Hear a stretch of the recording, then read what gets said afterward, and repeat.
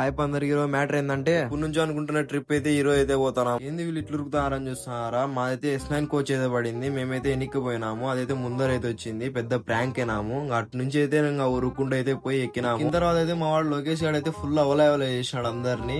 ఇంకా వ్యూ చూద్దాంలే అని ఇంకా డోర్ దగ్గరికి అయితే వచ్చినాను. వ్యూ మాత్రం హైలైట్ ఉంది. టైం పాస్ కావడం లేదని మా ఫ్రెండ్ గాని డోర్ దగ్గర నిలబెట్టి వీడియో అయితే తీసిన.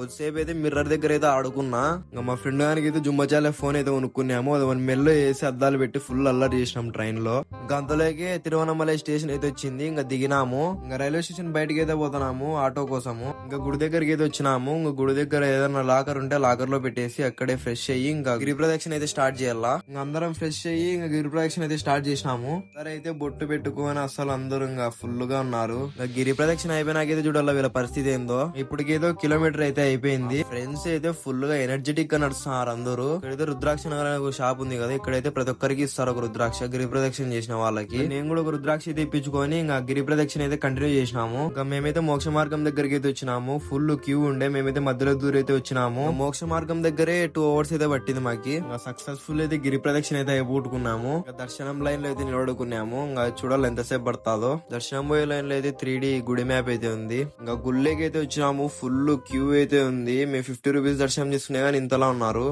సక్సెస్ఫుల్లీ దర్శనం అయితే అయిపోయింది. గర్భగుడిలో వీడియో తీయకూడదని తీయలేదు.